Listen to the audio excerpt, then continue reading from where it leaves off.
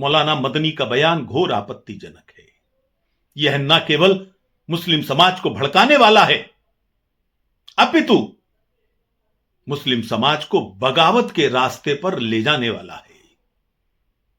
चाहे बड़ा मदनी हो चाहे छोटे मदनी, दोनों बढ़ चढ़कर होड़ लगा रहे हैं, कौन बगदादी बनेगा, कौन लादेन बनेगा।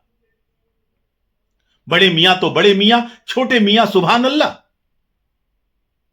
तुम माननीय सुप्रीम कोर्ट के ऊपर आरोप लगा रहे हो राम जन्मभूमि के मामले में,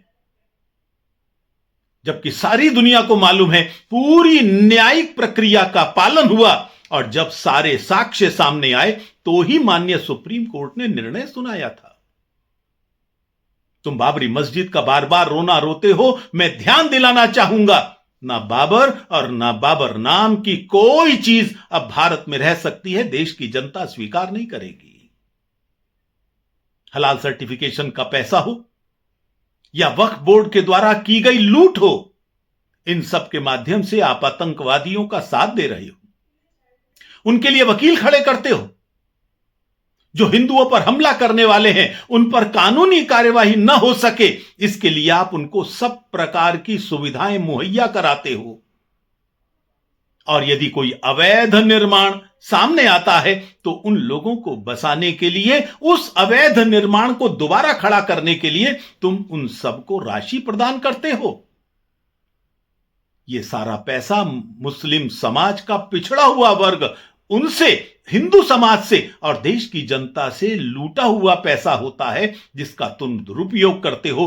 अब उस पर लगाम लग गई है। परेशानी तुम्हें इस बात की है और इसीलिए जब तुम्हें मालूम चल गया अब तुम्हारी लूट नहीं चल सकेगी, तब तुमने मुस्लिम समाज को भड़काने का मार्ग अपनाया है। मैं माननीय सर्वोच्च न्यायालय से अपील करना चाहूंगा, स्वतः संज्ञान लें। इन दोनों के विरोध में सख्त से सख्त कार्रवाई होनी चाहिए। हमारी लीगल सेल की टीम भी इसको स्टडी कर रही है और जो भी कानूनी कार्यवाही करना संभव होगा, विश्व हिंदू परिषद इन दोनों के ऊपर वह कार्यवाही करेगी। मैं इनको ध्यान दिलाना चाहता हूं, तुम कवर फायर दे रहे हो देश में आतंकवादी गतिविधियों को। जब से एक विश्वविद्यालय, उसको आतंकवादियों का अड्डा किस प्रकार से बनाया हुआ है, उसका पर्दाफाश हो गया।